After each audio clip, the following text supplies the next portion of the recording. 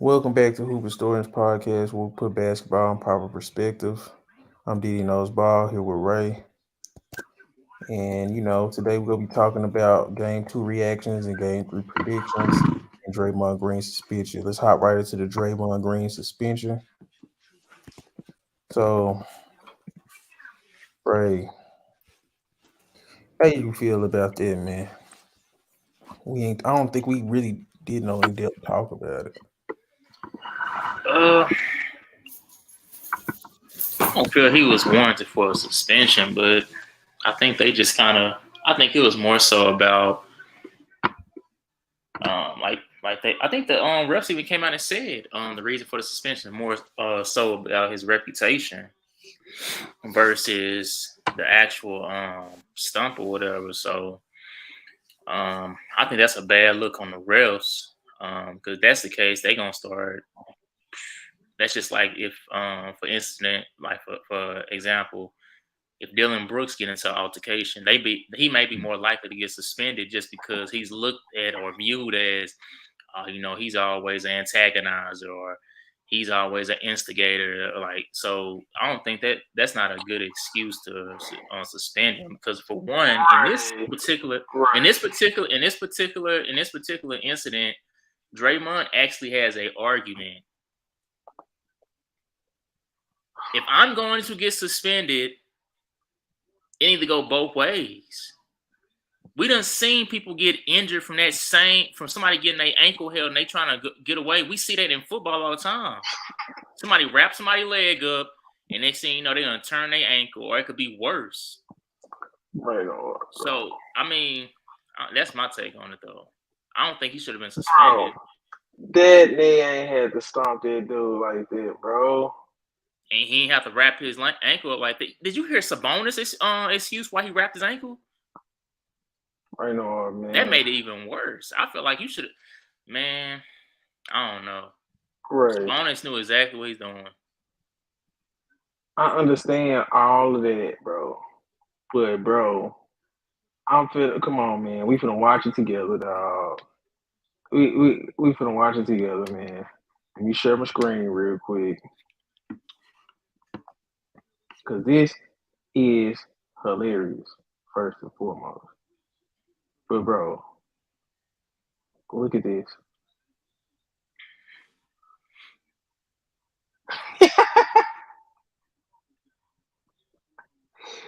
Oh, this dude, bro. It looked like he tried to stomp some baby backs out that nigga chest. Anyway, that boy stomped the mess out this dude, bro.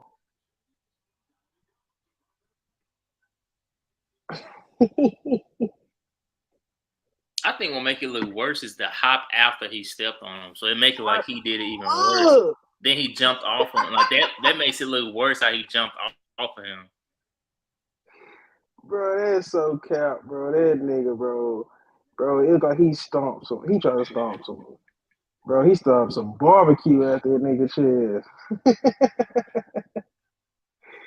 Oh, can't nobody tell me that, dude. Come on, bro. Can't nobody tell me. Hit a Prince note. Man.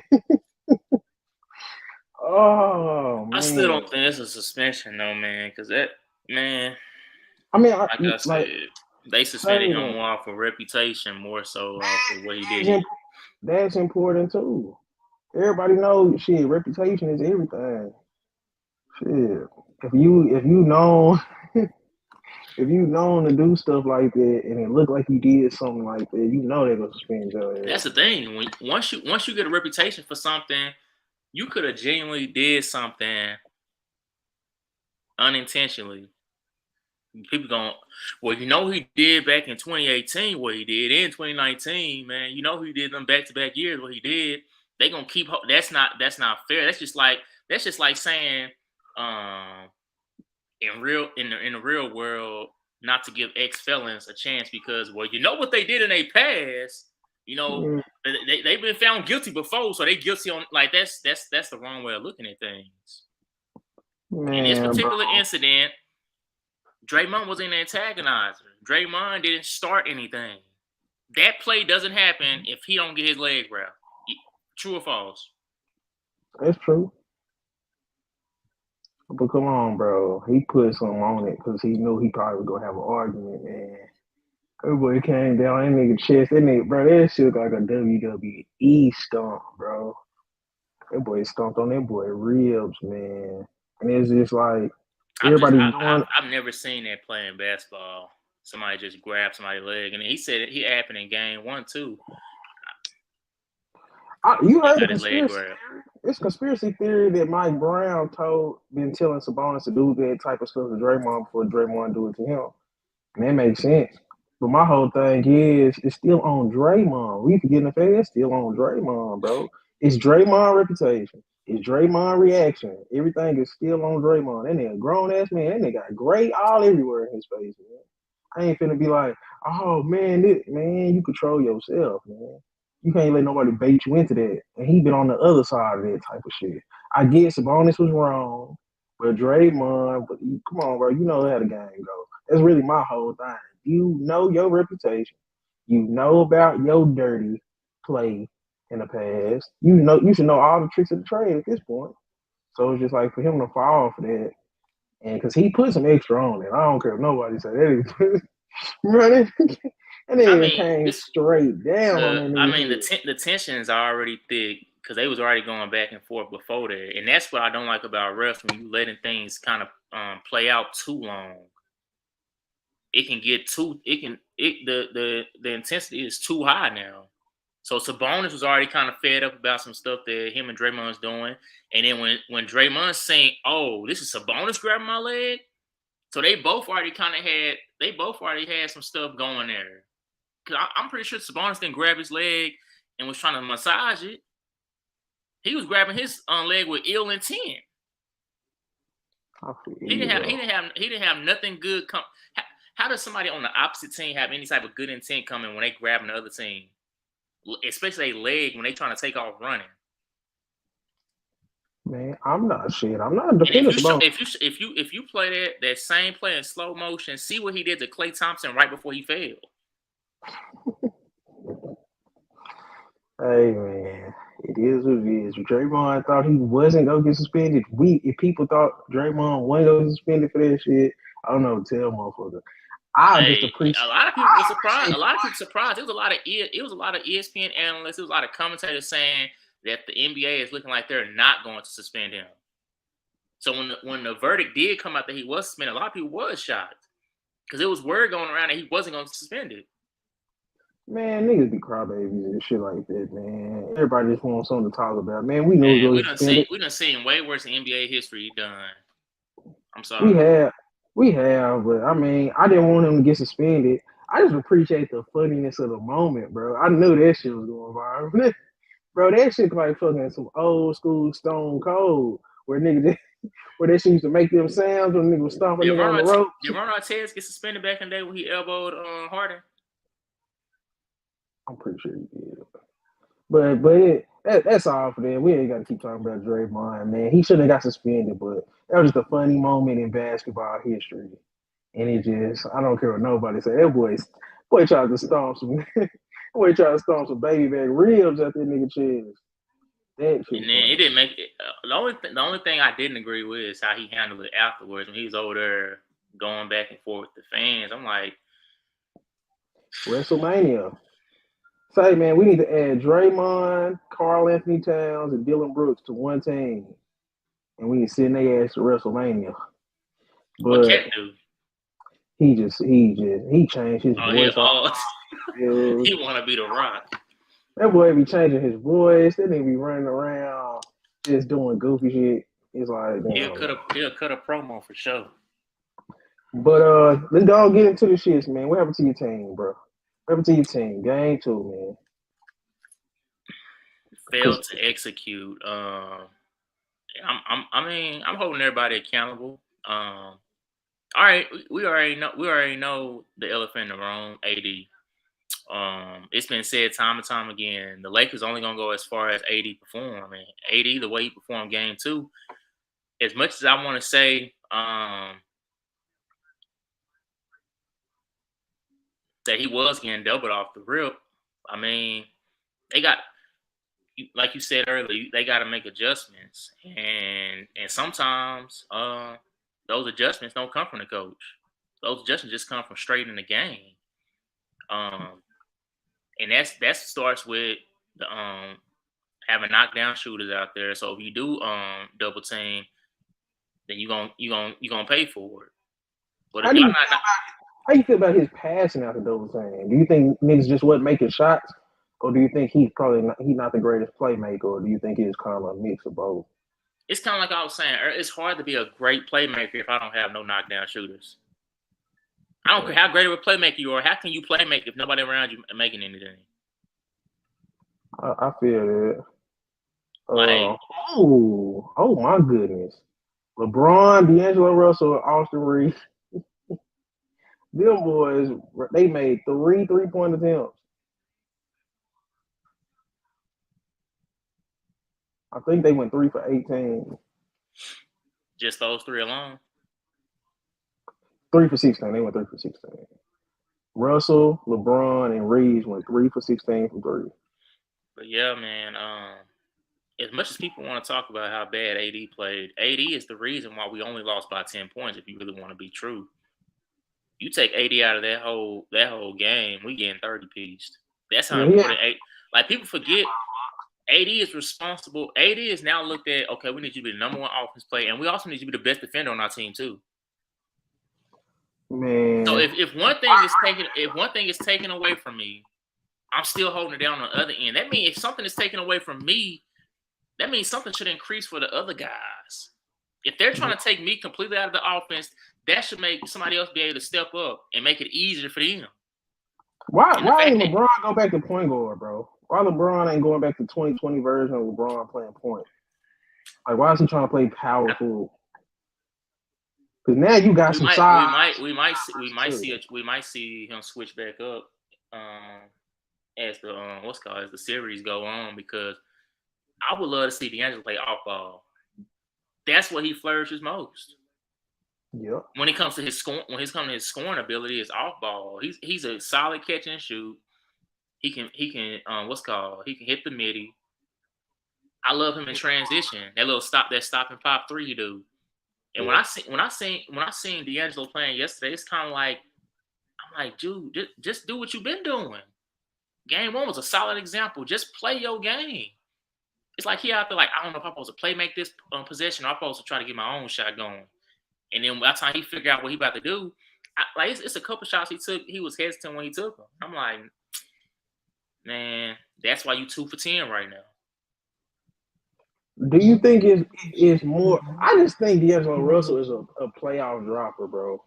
I ain't gonna be able to be on too long today, fellas. I ain't mean to cut you off, but I ain't gonna be able to be on too long today. Oh shit, it's all good, man. Yeah, I got food to prep for a goddamn me birthday party this weekend. I got my son in here. Then I'm trying to watch these games. I ain't trying. Adulting. Well, not this first one, but I mean, I'm gonna let y'all get back to it. But I am kind of mad that they got the Warriors, Kings, and the Clippers and the Suns on at the same time. That Clippers game a dud. Yeah. I mean, but that was the time. But that was before. But that was the time it was on. Even before we knew that Kawhi was gonna be out. You know what I'm saying? That's the only reason why. But I'm gonna let y'all get back to it. I don't want to mess up the flow of what y'all had going. But yeah, we were just talking about, the Lakers, what I'm saying, get ran out the building by the Grizzlies. But the only thing is, man, I feel like D-Lo, with him, you put him in the game early, you see if he getting the flow, getting the rhythm. He ain't knocking down shots, you take his ass out like any other role player, man. Same goes with Malik Beasley. I think they need to quit playing Jared Vanderbilt so much when John not playing, because you create spacing problems because it's 2023 and your ass can't shoot. So I feel like when you got a superstar that needs to be shut down, then you play Vanderbilt 30 plus minutes. When you ain't got no superstar that you just need somebody to try to lock down, get Vanderbilt out of there. Get those minutes to Lonnie Walker. Like I said, I want Reeves to initiate the offense. I want LeBron to initiate the offense, and then have spacing around AD.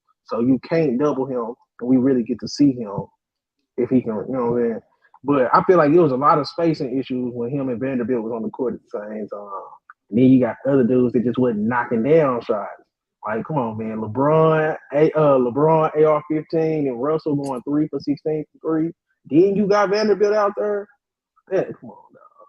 That's not gonna work You if you say trying Vanderbilt was out there trying to play make every time he got the ball. I'm like, that's the only thing he can do on offense because he not a knockdown shooter either. So he's strictly a defender / I can score on a slash something like that. But and it's you want to keep Vanderbilt out there because he play hard and shit like that, but it's just like this is the playoffs. You gotta play chess sometimes. It's like we probably would need somebody in this series, won't need you in the next series. And you gotta kind of adjust to that as a coach. I think Darvin Ham, he just gotta do a better job with coaching too though. Cause it's just no way you come on, man. And Desmond Bain was doing whatever he wanted in that first half. Because I watched some of the first half, and then I just was kind of uninterested in this game. I be uninterested in the games where the stars don't be playing. Bain had a good first quarter. He didn't have a good first half. Oh, that was the first quarter. The first quarter, the only quarter he had that was good. After that, it dwindled away. But I mean, they didn't need it though, because they had Tillman going out. I'm like, Tillman, come on now, Lakers. Say, man, you got to talk about that Conchar block too, bro. That was a nasty block. I just can't believe it, man. I need AD to step up, bro, because the NBA is better when the Lakers are good. It just is. And it's just the fact. I think the main reason why people criticizing AD. I mean, it's some people out there that really just don't like AD, but a lot of people, they know what the level that AD can rise to, and they not seeing that, and they just like, man, no. Yeah. You about to hear these boos. 14 shots. That's like a third option. That's the amount of shots a third option would take, man. I think LeBron took too many shots. He took 23 shots, but took 8 threes. It's like, come on, LeBron, bro. You said I mean, he's been efficient, but it's just I like LeBron when he's taking maybe 15 shots, 15 to 18 shots. But then you see he also out there like, oh, LeBron he only scored 24, 25 points, or he only scored 20 points. But then you look at them assists and you say, oh, he was doing that today. But this my thing though, right? Because like when I understand LeBron still be generally efficient, but when you taking 8+ threes, 9+, that's Curry level. Curry to average 9 threes in his career, and he passed couple games. I think it's some of that is due to Dylan Brooks getting in his head. But that's what I'm saying. I think with the amount of help LeBron got around him, he can go back to facilitating and attacking when necessary. I feel like this is not the type of team he had like a couple months ago where he did kind of really, really had to carry the scoring load. I feel like it's just a different thing because Rui can get you buckets. We just seen Rui get you 20+ both games. So we know what AD can do if he's engaged. D'Lo, Malik Beasley, Austin Reeves can do something offensively if they got it going. You bury the dude like in Lonnie Walker off your bench that can get you some buckets. So it's like, see the problem that everybody's gonna have, and you just did it. Cause Ray's not lying. Every time we talk about AD, it's always something that you say AD if he's this, if he's that. That's why people are gonna forever have their view of him. I think AD's out. Because because when you named everybody else, you just said their name. You didn't say, oh, if they this, and that.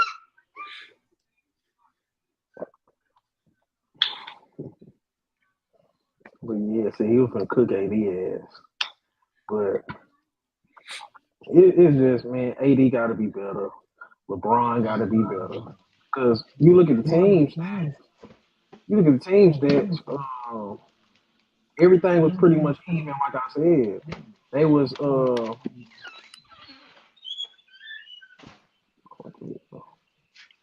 everything was pretty even in the team stats.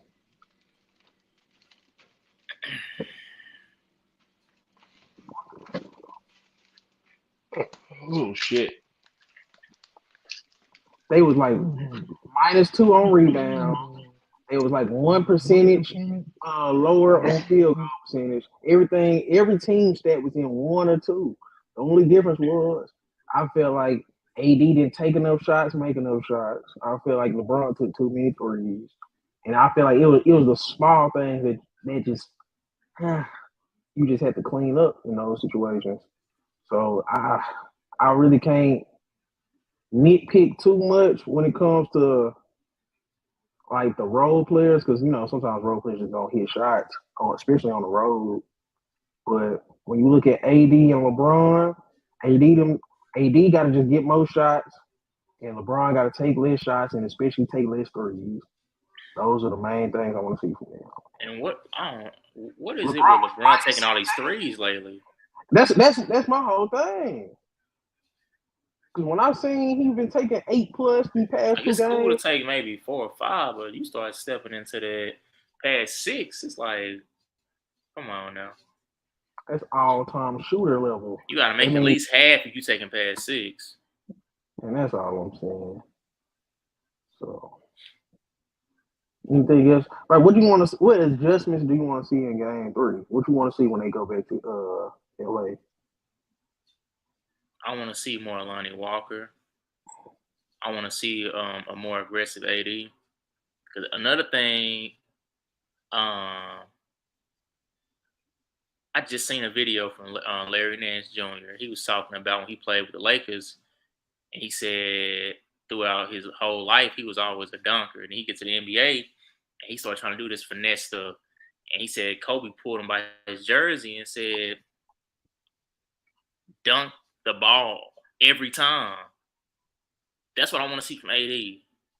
AD be trying to put his hand over the rim. I'm like, dude, dunk that. But I just want to see AD more aggressive on that, like in that sense. And when you got players like Tillman and Triple J talking, like, I don't know. Even as a fan, I look at them and be like, man. So I know as a player they got some type of pride in them. Like, dude, they was talking to us y'all game 1, even though y'all won. They was talking to us game 2. Like, just the pride, and you just want to shut that up because y'all not. Lakers not really a team that really just talk. So I'm like, y'all should just want to be like that. Something in y'all should just be like, okay, we about to just come out here and show y'all then. Yeah. And that's what they did a poll. Well, it wasn't a poll. It was a anonymous NBA player that said like everybody knows that Memphis are front runners. The only problem is they talk too much. He said they don't say nothing when they losing, but then when they start winning, they want to say stuff. And he was basically like, I don't respect that. But that's one thing I did notice from the game. I want to see more Lonnie Walker. I want to see a more aggressive AD. And even what you pointed to, I want to see even LeBron at the point at times. LeBron, I'm like, LeBron, why are you trying to go back and forth with Dylan Brooks? That boy was shooting 4 for 12. Like y'all 1-on-1 was an ugly matchup. Like I didn't find that impressive. Yeah. But right. Dylan Brooks doing stare down. I'm like, dude, you shooting 5 for 12 right now. Okay, we move on. Heat versus Bucks game 2. I ain't gonna lie to you. I was uninterested in the game. We talked about this. They proved it to be true. Yeah, I told you. I had a feeling. And guess who led the way? Yeah, Jrue Holiday. But this is my thing. He's supposed to. He's supposed to. You was all-star this year. You was doing it a lot in the regular season. And it was just like, say, man, we get what you are defensively. I'm gonna come out and say I applaud Jrue Holiday for how he came out. He stepped up. I can't knock him for that. But you are the second best player overall on that team, bro. So when Giannis is down, we need Jrue Holiday to step up. Like that's just what it is. Like, because Chris Middleton had another Chris Middleton game where he was inefficient. He working his way back off injury and all that stuff.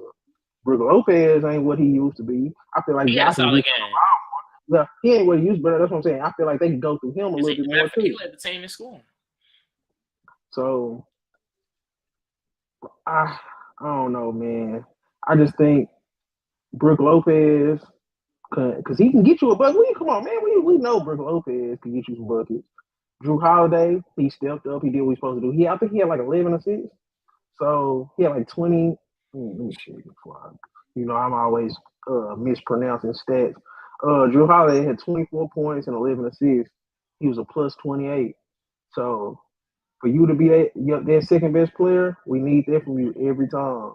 So I ain't gonna say every time you go get 24 and 11, but we need consistent, efficient offense from Jrue Holiday. We know what we getting from you on the defensive end, but we need that offense to step up, especially when Giannis down. Even when Middleton was down, they needed your offense. He didn't show up, and they lost.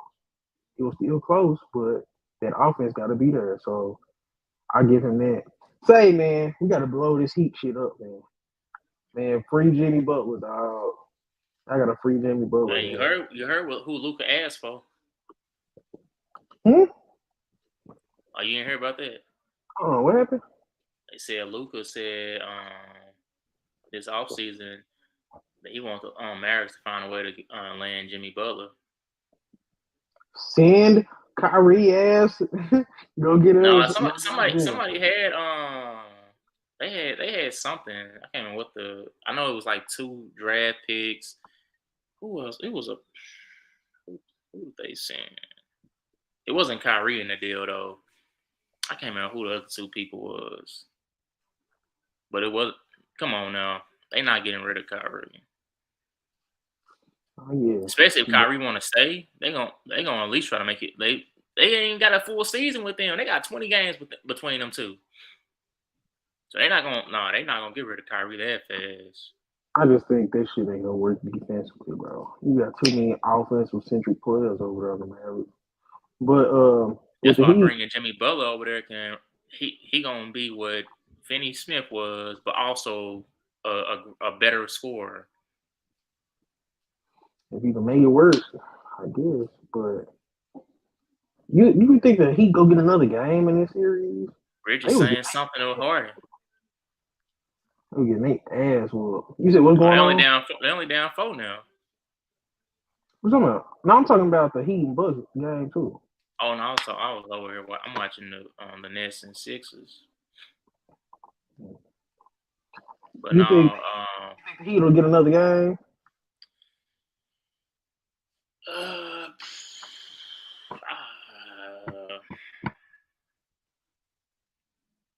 They may fight and get one more. But if anything, I think it's going 5 at this point. I think they got the one game they got in, but if I was to get them another game,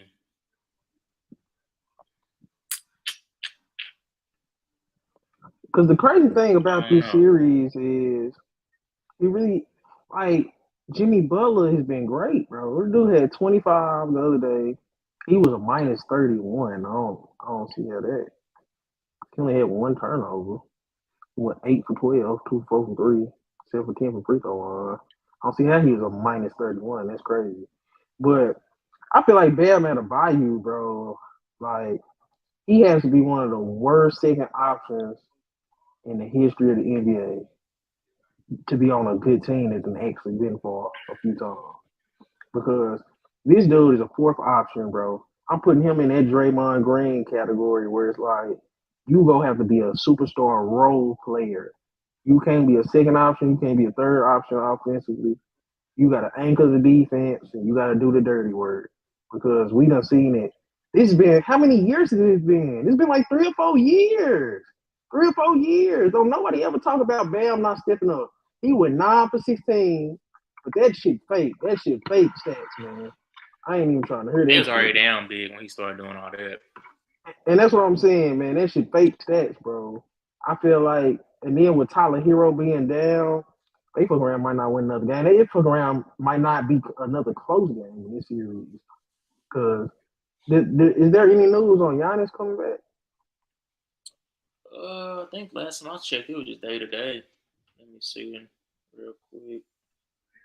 Cause man, the crazy part about it is, Ray, these dudes shot 54%. The Heat did from the field. They shot 44% from three. That shit not happening again. And it's just like pretty much everything was well. They had 17 turnovers. I mean, they didn't take that many threes though, so which they never do. 36 Well, threes. they not now, huh? 36 threes is a decent amount. I mean, the thing is, Milwaukee just took damn near 50 and they made 25. Exactly. But the fact that they was up like 36 at one point, that shit is nasty, bro. Yeah, And it ain't we no just update. and this was a game. I ain't gonna say they had to get it, but this was a game you would be very more confident if they would have got since Giannis was out. And then you got the best player in the series in Jimmy Butler. But Bam Adebayo, say man, he the type. It's like where his status is on the team. You got to come and give us a 30-point, 35, 40-point game, like at least once a series, bro. And he's never done that.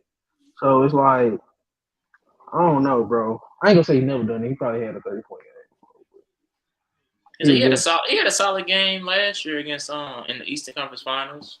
I can't remember which game it was. He went crazy. That was the only game he went crazy. After the goddamn the shit. That's when I came out and said he only has one great game in the 7-game series. I need to be playing. Like we talk about AD, I think Bam Adebayo probably really the softest big offensively.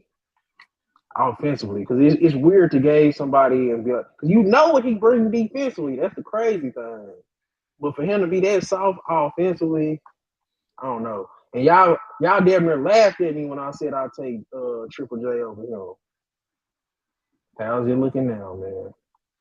You I put didn't Triple J laugh at you, but at the time we were just looking at regular season stats. I mean, when we were just looking at the numbers, like yeah, he was killing him in blocks, but everything else wasn't that far off. Now we but want we to talk playoffs. yeah. Yeah, I mean, if we're gonna look at it in the context of playoffs and all that, then of course there's no argument. We've seen Jaren Jackson Jr. clearly have to be, handling the load when Ja has been gone. But I already said my little spiel on Bam. I don't think he been used right anyway. Why is it that every time I start talking is when you want to make noise? I swear, bro, the whole time I've been on mute, he been quiet. As soon as I start running my mouth, he want to start making noise. Yeah, man. I'm telling y'all, man. I've been to Triple J over Bam because Bam, we need you in the playoffs. He ain't showed up in 4 years in the playoffs. So I mean, we ain't gotta keep talking about the goddamn Heat and Bucks here. This kind of getting depressing, but I just think, man, he need to blow that shit up. Free Jimmy Butler. Bam Adebayo is the third, fourth option on a good team, man. Get his ass reduce his offensive role, man. Celtics, Hawks. This is another. Nah, this is nah. I ain't need to do that. I ain't need to do that. Nuggets versus T-Wolves game 2 reaction. Say, man, I didn't know them boys combined for 81 points. I was watching it in real time and felt like they were. I remember I had text you. I was like, man, these motherfuckers going back and forth. They going at it, but they combined for 81 points and Jamal Murray. So what's your thoughts on that? That was a vintage shooting guard battle, man. Yeah. Jamal Murray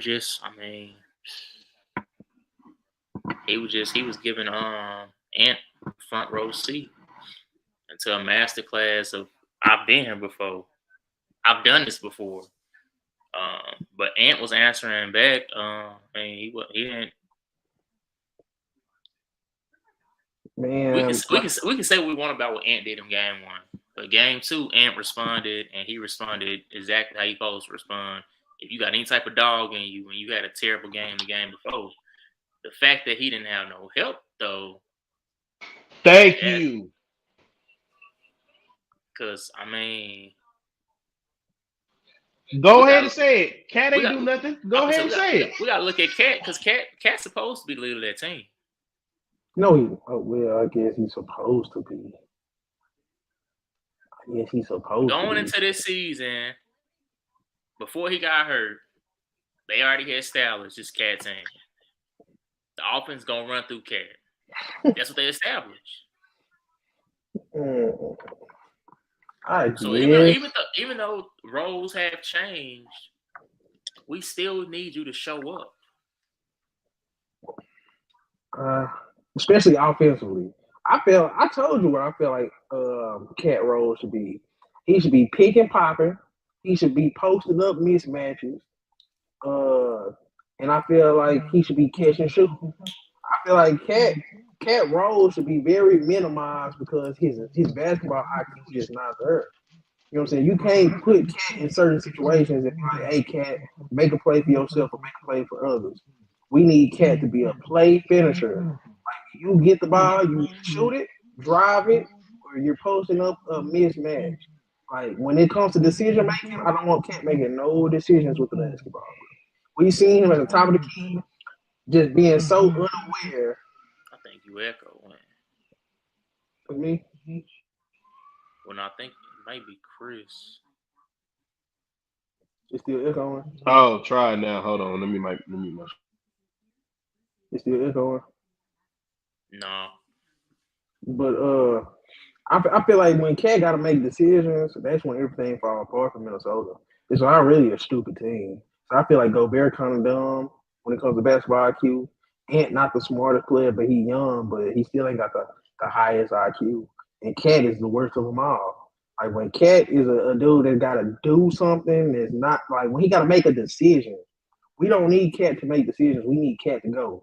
We need him to be a play finisher, do as least decision making as possible. That's my biggest problem with the Timberwolves.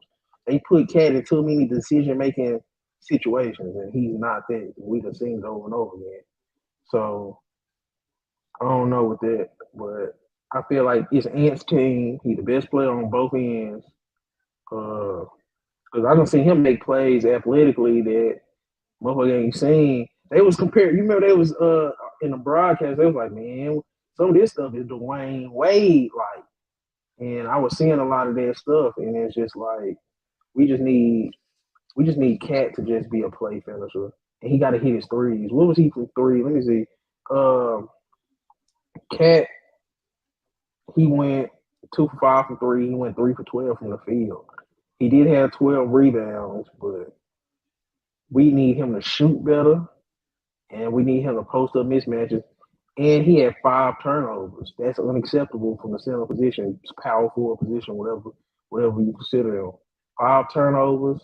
He had he had 2 assists, 5 turnovers. That's too much decision making responsibility for a guy with that low of IQ. And that shit hurt them over and over again. I feel like Rudy Gobert had a good game. And people love to shit on Rudy Gobert, but I feel like he had a good game. He did everything he could do against Jokic, and I feel like he had some pretty good, strong finishes around the rim. I feel like he had some good putbacks. I feel like Rudy Gobert did his job. I feel like Mike Conley took advantage of Jokic a couple times here and there. He had a lot of opportunist scores. He had 7 assists. He only had 1 turnover. Torian Pritz had a couple plays. So when you was talking, Kyle Anderson was pretty good. He had 10 and 7, but he went 4 for 5. So when you was like, shit, somebody need to help, man, it's Cat. Cat was the one because we watched the game. But when I'm looking at the stats, it was Cat. It was Cat. Cat has to be better. And he has to finish plays, and he got to quit turning the ball over. So, how you feel? How you feel about Jamal Murray? I mean, not Jamal Murray, but Michael Porter Jr. not getting enough shots because he had 16 points on 7 shot attempts. I feel like he got to be going forward. He has to be implemented into the offense because, like I was saying earlier, when it all boils down to Nuggets hopes is championship bound. They don't plan on getting out anytime before then. So if that's the case, all three of them gonna have to be connecting.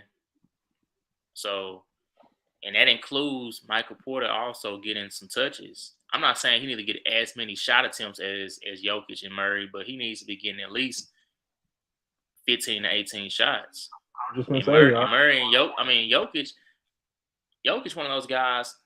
It may be some games Porter might have more shots in because Jokic really don't have to take a lot of shots. I mean, he one of those guys offensively that he's impactful regardless whether he's scoring or it's him playmaking.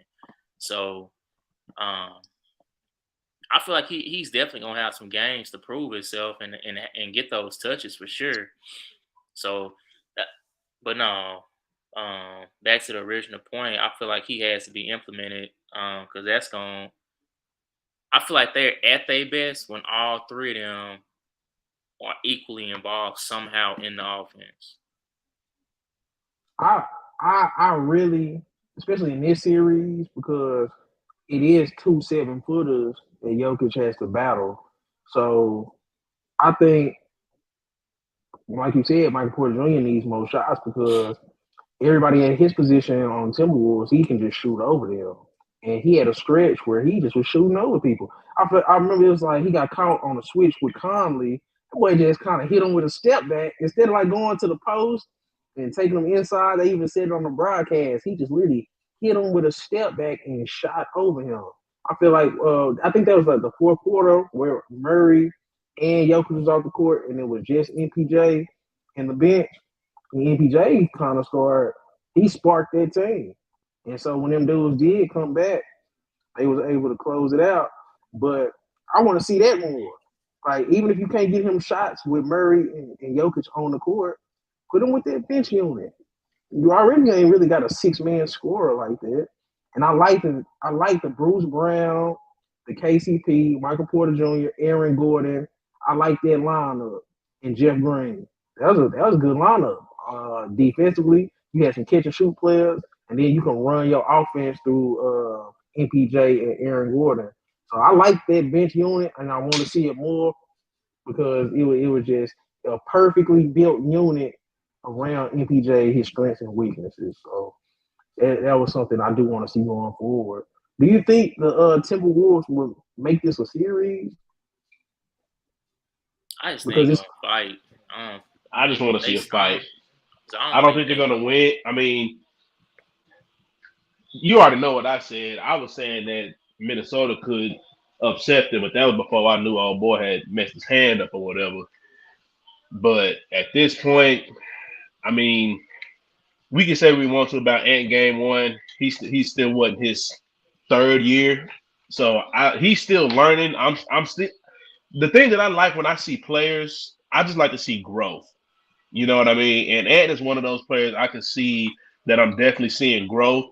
I mean, he's still learning. I mean, of course, you know, him having Mike Conley, I feel like made a huge difference in the jump that we've seen for him this year, especially since he had to kind of, you know, drag them to the playoffs most of the way himself when Cat was gone.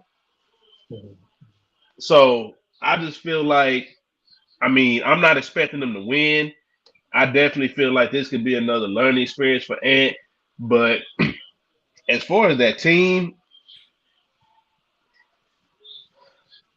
somebody got to say it. Are they going to keep trying to run this shit with Cat, or are they going to try to find a trade partner for him? Because at this point, you know, you done had him with Jimmy, it didn't work. You had him with Wiggins, it didn't work. You got him with Ant. Now you got him with Ant, and it's like, okay, there's only one common denominator here. There's only one common denominator. So at one point, are they gonna start looking at him and maybe making a move? I mean, at the end of the day, if you have Ant at this point, I feel like Ant, and you get Ant, get him a strong forward that can score and defend. Like a power forward, small forward. a power forward because McDaniels played a 3, don't he? Yeah. So if you have McDaniels in your starting lineup and you go get you a 4 that can, I mean, if you want to say that McDaniels will be the one having the defense and you want more of a scoring power forward, I'll be okay with that too. But I don't know. I feel like that the cat experiment has been going on for a while. It's not like he's had bad teammates. It ain't like they bums. But it's just seemed like he's always the common denominator when we talk about that team. I give you that. But I He's feel like always I do think he's a special talent when it comes to shooting and scoring from that for his size. And I feel like Chris Finch, his coach, like I said, has to put him in better situations to not make decisions. He got to simplify the game for him, and then I think everything will be all right. yeah. 'Cause Now if you want to tell me that and you say okay, let's say like tomorrow they get a better coach. Let's say they get if they had Sacramento's coach or if they had the coach from Atlanta. I like him. Is that Dan Snyder? That ain't Dan Snyder. That's Quinn the Quinn Snyder. Just a coach that I feel like that can put him in better positions and help him make better decisions offensively. Because I really don't know. I mean, because I know a lot of people talk about the head coaches, but a lot of times them assistant coaches make a lot of difference too. And I don't really know their staff like that. So I don't know. But at the end of the day, when we go back and look, Karl Anthony Towns has been the common denominator with this team. They've had other players come in and go, but I Man, don't know, man. We talk about blowing up all these other teams. I'm just saying. We quit to talk about blow up all this other shit that's going on in the league. Maybe it's time. I'm just saying, maybe it's time. I feel you, but the only thing with that is you just paid Rudy Gobert and sent all them assets to get him, so you really ain't got no trade capital like that. You just signed Cat to a major extension, and my thing is you kind of already kind of committed to them dudes, and then with Cat, like I don't think he's a bad player. I think you just have to establish his Anthony Edwards team. Shit, go run through him. He's the best player, and you shift because they have a problem with scoring with no Cat. Like if Cat don't play, they don't struggle to score. And I feel like you do need that scoring punch that Cat brings. So So you just gotta find a way as a coach, as an organization, to shift the role dynamic.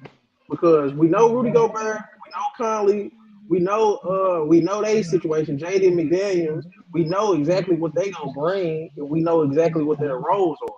But when we look at Ant and Cat, we like, who's the number one? Who's the number two? Who's gonna take these shots? I feel like we're seeing now just naturally that it's I Anthony Edwards. mean, I don't really. At the same time, I kind of feel like it really depends on matchups too.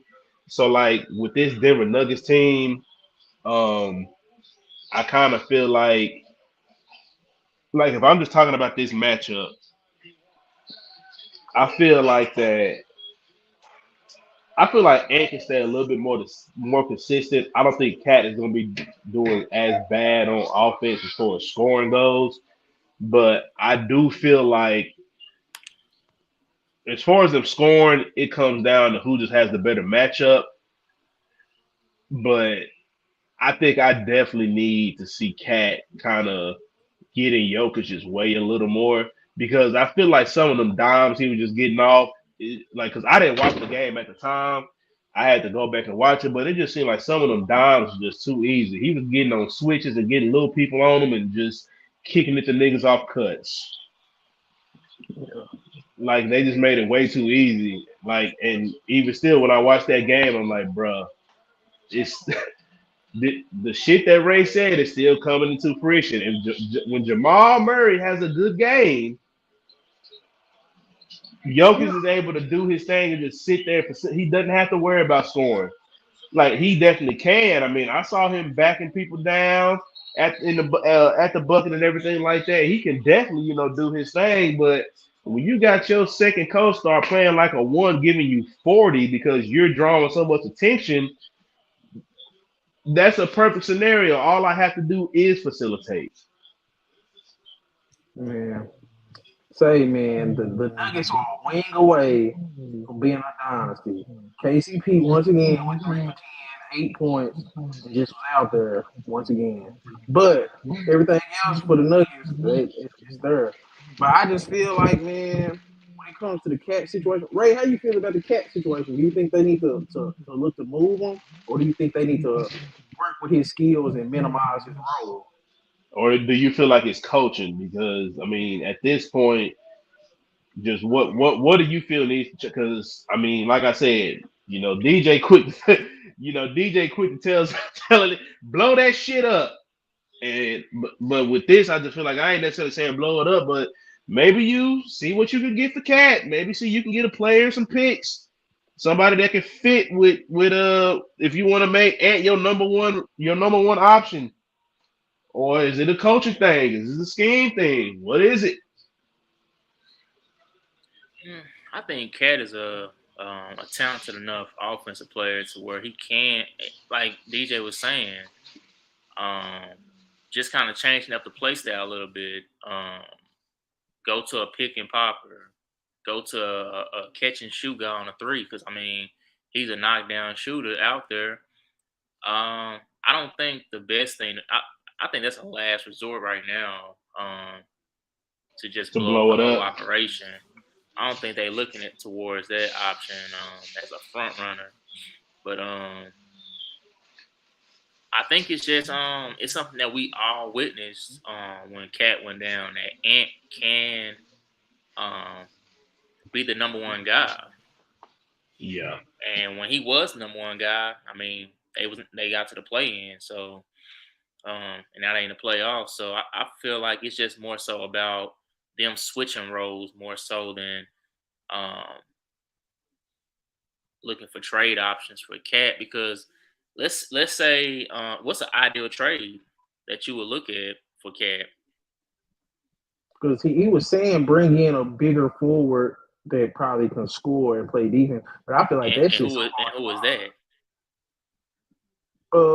Every big forward you can think of is playing a vital piece on a playoff team right now. You would say would Christian Wood be a better? Would that be a better player than Cat? Just because Christian Wood gonna be just efficient and solid. I don't think that's the answer. He can't stay on the court. Jeremy Grant gonna be a free agent. You're like.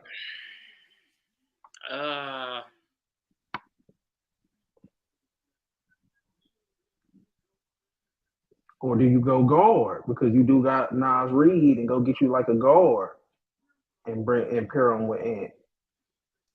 Like I don't know. That's what I'm saying, Chris. It's a hard thing to see because and then what is Cat's value? What are people willing to give up for a Cat? They see what we see.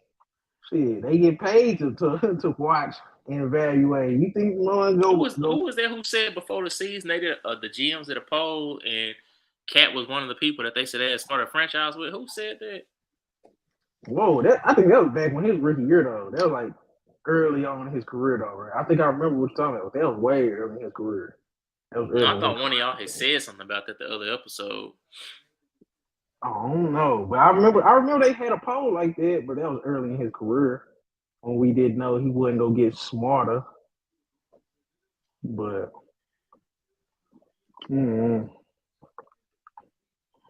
so I think the Celtics in the house are already playing right now, ain't they? Didn't they already play? Stop talking about them.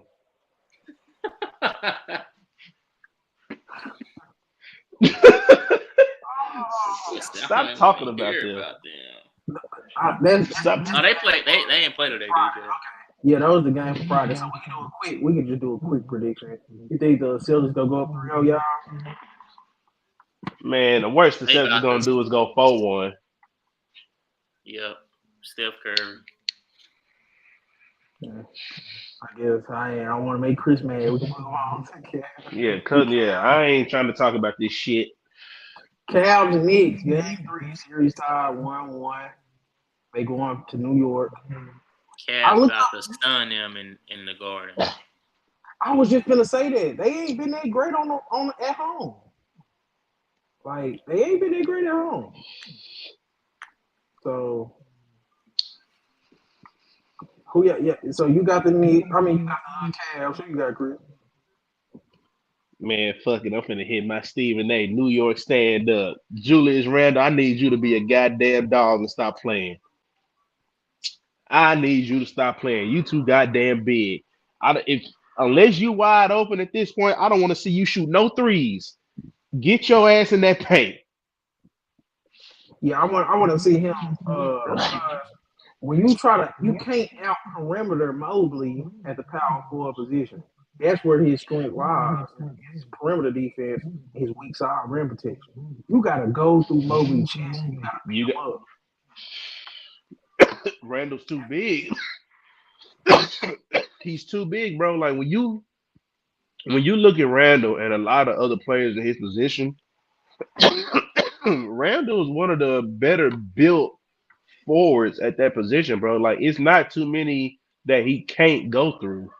And especially when you got somebody like I know Evan Mobley is looked at as one of the better defenders in the league, but at the same time, he's just too small. He is too small.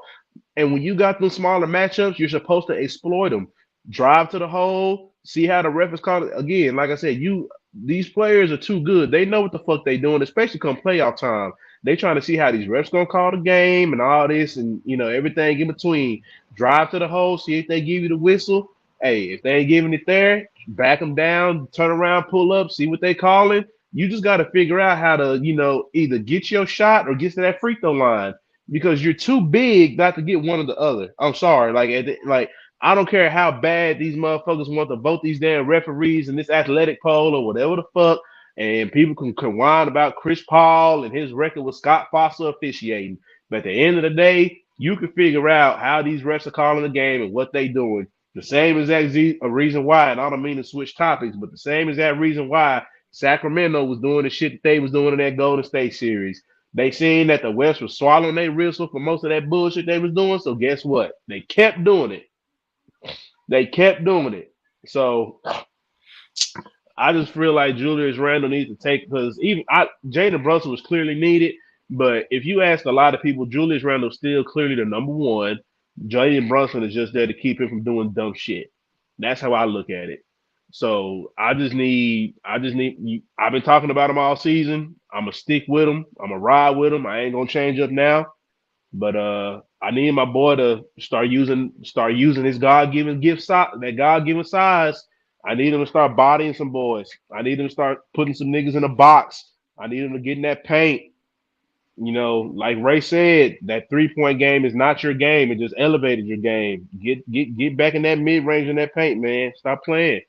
Man, them dudes went 13 for 37. Julius Randle and Jalen Brunson, and they went Yeah. 4 for 15 from three. So I don't see that Again, happening again. it's RJ not Barrett gonna happen again. RJ But Barrett needs to sit down. but Ray that's said, not gonna happen. So we're just gonna have to deal with that. nah, bro. It can happen. It needs to happen. But it's not. It Because my thing can, but it's not. Quickly can get more minutes. Topic can get more minutes. Josh Hart can Bro, get I more mean, minutes. at this point, RJ bro. Barrett don't need to play 30 plus minutes, Chris. I'm not trying to hear that. That's Well, nasty. no, I'm not disagreeing with you, but I'm just like at the end of the day, when we look at how he's been played so far, I just don't see it changing now. So at the end of the day, it's gonna have to go through Randall. It's gonna have to go through Brunson. And if RJ Barrett can just pick up the pieces, then shit, you pick up the pieces and get what you can get. But the RJ Barrett experiment has failed, but for whatever reason, they still just want to leave him out there for a hope that maybe one night he gets hot like he did. Was that game? I think that was game one where he had a nice little shooting night from three. But he's never gonna be what people predicted. I guess on what the Knicks projected he could be when they drafted him because he was really a second round draft pick if you ask me. I really feel like he just got glorified because he was playing with Zion and Duke. I just, man, I just He think he he. R.J. Barrett is a second round pick. He's a second round pick. He got glorified because he was playing with Zion and Duke. if you're a second And round pick, you're sometimes not trash. I think he's a late 20s. He's a late 20s in the first. second round pick. I'm sorry. He's a role player off the bench at best. He's not a starter. And if he is a starter, he's a starter on a bad team. And I don't try to, talk bad about anybody, but if we're gonna evaluate motherfuckers, we gotta be honest. I just don't see how he was drafted so high. Because he was the number one player coming out. He was ranked over Zion coming out of high school, believe it or not. R.J. Barrett was probably the most consistent player on that Duke team. He was a 6'8" shooting guard. It looked like he was gonna be a two-way. It looked like sometimes you would over project somebody. They did the same I thing with mean, they over but what's crazy is because that was really one of the only college classes I would say I really paid attention to.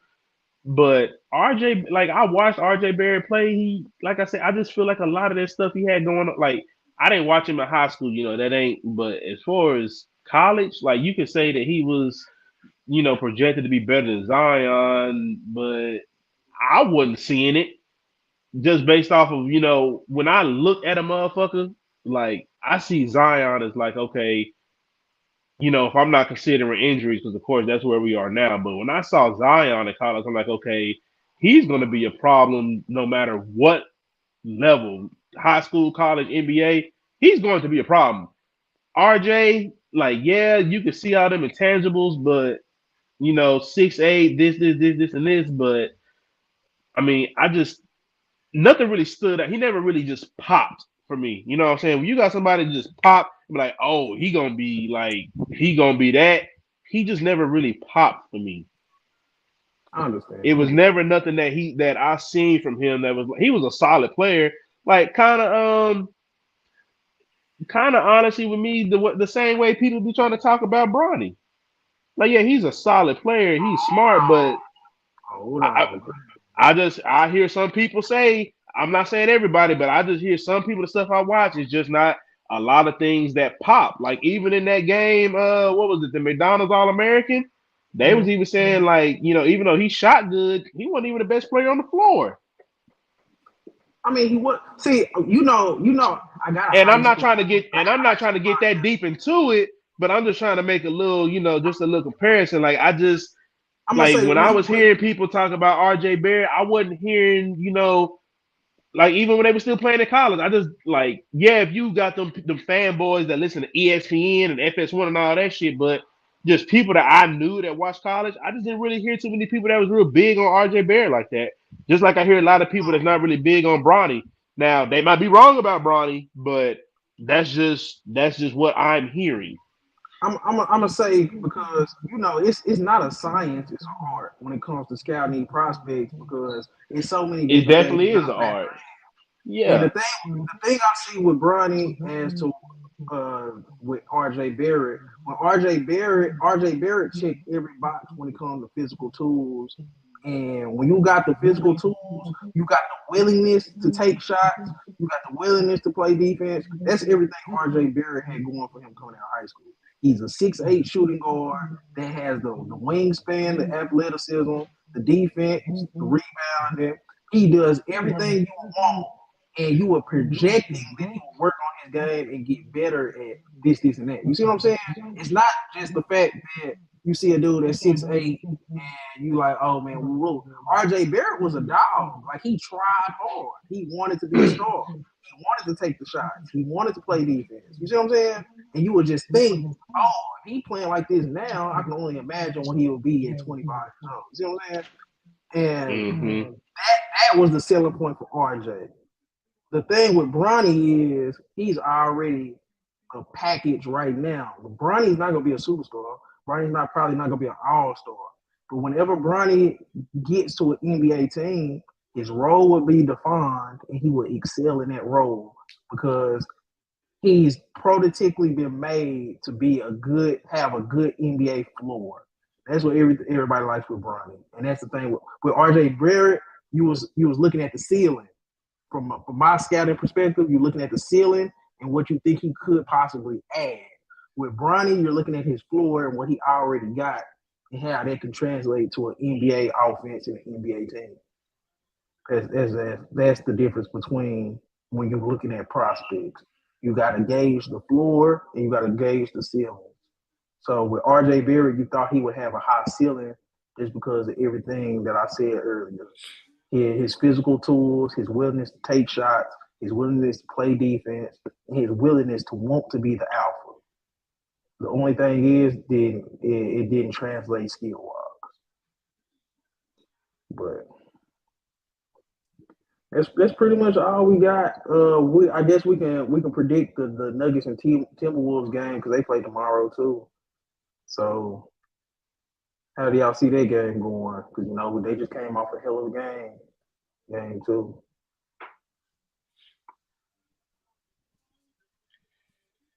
I got the Nuggets.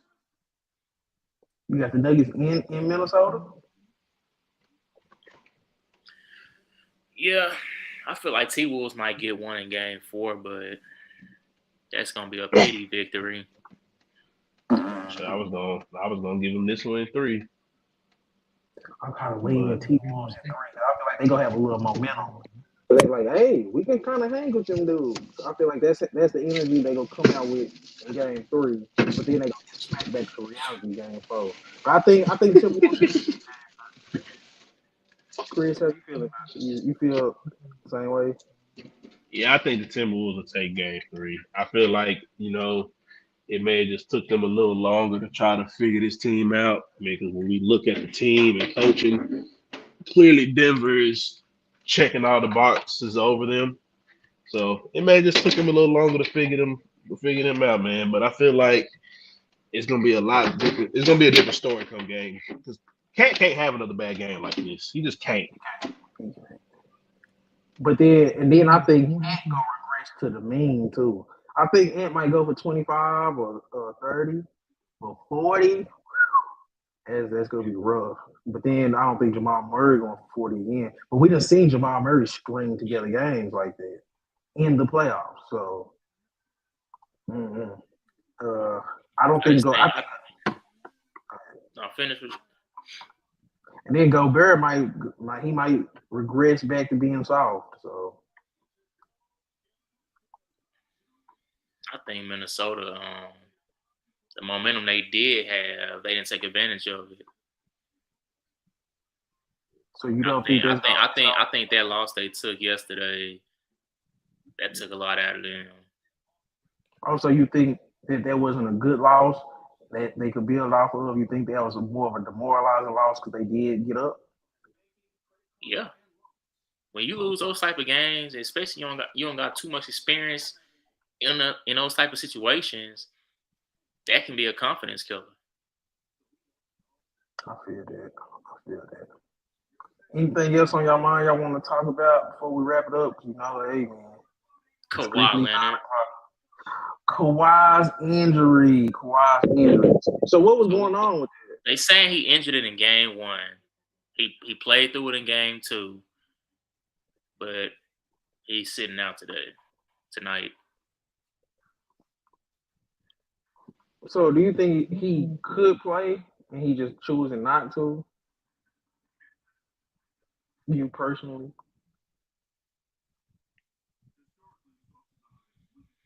I think he could.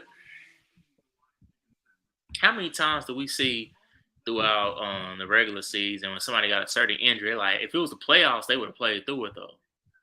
Mm-hmm. We seen Rondo play with a dislocated elbow. Yep. We seen AI play with a high ankle sprain. Didn't Kevin McHale play with a broken foot? Something like that. I think Kevin McHale played with a broken foot. Willis Reed. I'm like Willis Reed. Yeah. Even though he didn't finish the game, we seen Tyler Hero hit a corner 3 with a broken hand. Yeah. So I'm like, man, Hey, I'm gonna Kawhi, tell you man, I'm Kawhi gonna is a tell great player. He's a great talent, but all this just missing games, that ain't gonna cut it, man. I'm finna get my spiel on Kawhi, then I'm finna have to get up off of here. Cause you. Yeah, you we already know I was waiting. You knew I was waiting on this. This is all I was waiting on. eat it all. I'm sick of this motherfucker. I really am. And I didn't even know all that Ray was talking about as far as he ended in game one, played through game two. I don't give a damn. I do not give a damn. At the, people been talking about Anthony Davis for far too long as being street clothes and all that shit. No, gold chain hanging from the mirror. He ain't gave us nothing. The longest that he played, damn near, was the bubble as far as being healthy. And what did he do? He sold. He sold. I'll give him that year he got hurt. You know, he legit got hurt.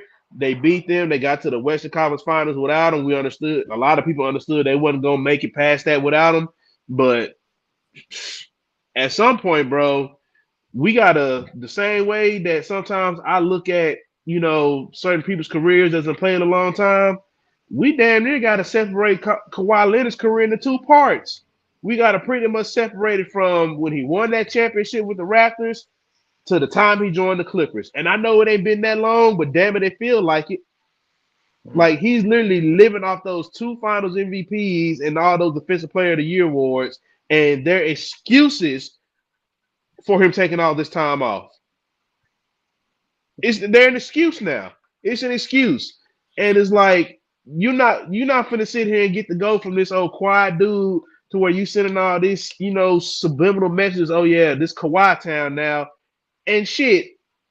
The Lakers done won a championship in your city before you have, and if I'm not mistaken, the Clippers have beaten them almost every time that they played them. But somehow, some way, y'all are still underachieved.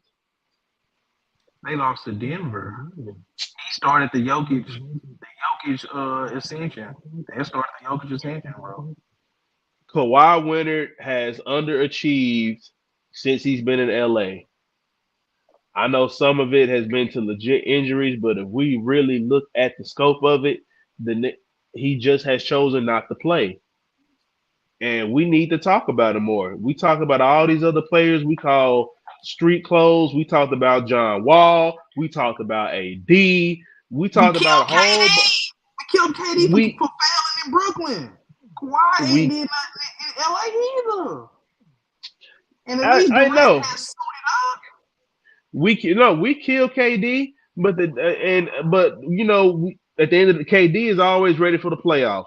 That's the one thing KD gonna miss about 25 to 30 games during the regular season. I already know what I'm gonna get from him, but I know I'm gonna get him during the playoffs. I know he's gonna play through whatever it takes to get to finish the playoffs. So I will never sit here and talk about KD as far as a playoff performer that he's never gonna try to go. We saw him try to go on the leg and then literally fuck himself up for a whole year trying to go play for his team. So I'll never, but this right here, nah, bro, I'm not going. And you literally had people joking. Oh, y'all know Kawhi Leonard just put himself on that IR because Chris Paul bumped him when they was leaving off that court, right? And right on cue. I'm like, come on, bro. Like you. I'm sorry. You have robbed us for way too long. And you need to be prosecuted in the court of law. The hardest of punishment needs to be dropped down on you. And you just gonna have to accept the consequences because you have robbed us. You robbed us. Your time in LA has pretty much been wasted. If you wanted to move out here for the sunny sun and the palm trees, nigga, you could have retired and took your ass back home. You ain't gotta. We ain't gonna talk about you sitting on the couch. You could have retired at that Toronto championship and rolled into the sunset, and I would have had shit to say. I wouldn't have had nothing to say. But you'd have been out here with the California sun and the palm trees, and you ain't done shit. We thought Kawhi was gonna be a different level player after that Toronto chip. I'm not gonna count. We thought he was Bro, on a he whole different literally, bro, Kawhi literally pretty much he pretty much was leading his narrative. He said that y'all was talking shit about me the whole entire time in San Antonio about my load management and everything like that. I done went to Toronto, did the same thing in a year's time and won the chip. I think that's gonna be his legacy. Load management. That's his legacy. Bro, his legacy is gonna stop right there when he won that championship in Toronto. Everything after that, motherfuckers gonna sweep that under the rug like Jordan playing with the Wizards. But yeah, man. They gonna sweep it under the rug, bro. I'm sorry. Like this shit getting a little too goddamn soft, a little too weak for me. Management in the playoffs is crazy. Low management in the playoffs, come on, bro. That is if that motherfucker ain't broke, if that motherfucker ain't bulging out the side of your leg, get your ass out there, bro. They need him too, man. I'm finna say it's already nasty work that Paul George ain't there. So the fact that people were still giving y'all a chance to win without Paul George just because you were there. That's the difference. Even if they didn't did much, he would have had a chance to submit his legacy. If he would have got past KD, Book, and CP3 in the first round without Paul George, bro, come on, man. That would have cemented his legacy. He wouldn't even have to win another fight. That would have got rid of all the bullshit I just said if he would have played and got past KD. Because that would have made us talk a lot more about KD in the simple fact, okay, you got to the team you wanted to get to and you still didn't get it done. But now it's like shit. You got two players who we've debated, them against each other. Shit, this couldn't have been a better series for that. But now it's like shit. Kawhi done shit. He done folded, bro. Done folded like a cheap tent. But yeah, man. Y'all ready to wrap? But yeah, man, that's all I had to say about that motherfucker, man. That's really all I was waiting for. But I knew you was gonna say the best for last. I just feel like you knew that, this is really gonna be my segment because you already know how I be talking about that. That boy right there, man, be killing me. Like, bro, low management in the playoffs. I said again, that's crazy, bro. In the playoffs, it's like you can't do low management in the playoffs. There's no such thing. The shit don't exist. That is regular season. You low manage if it's a game 7, you up by 30. Okay, yeah, go sit your ass down. How much you want to bet he play game? Oh, he's gonna play. He's gonna play. I know this is all just I need. He's gonna play, bro.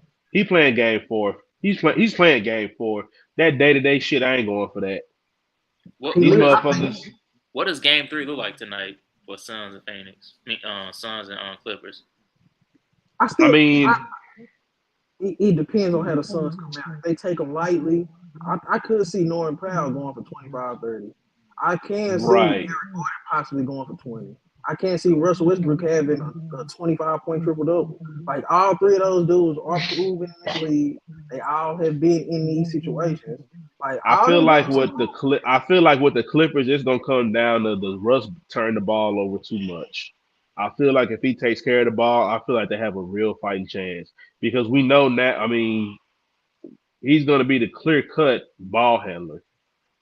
People can talk about Eric Gordon and all that shit all they want to, but we know tonight with Kawhi not there, he's going to be the clear-cut ball handler, and he's going to be the one making the decisions.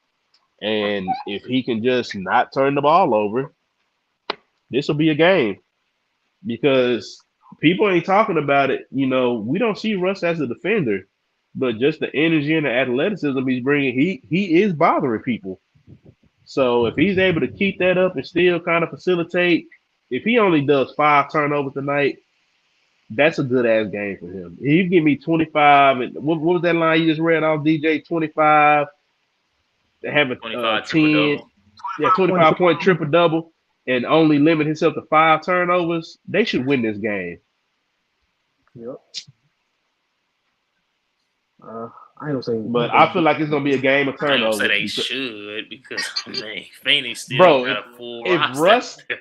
If Russ only has 5 turnovers and has over 10 assists, I don't know. That's gonna be kind of. That means he's gonna be getting everybody. They're gonna have a chance because when you got assists like that, you're getting other people involved. But again, like DJ said, Norman Powell, I feel like has to come along for the ride. He can't do that. He can't.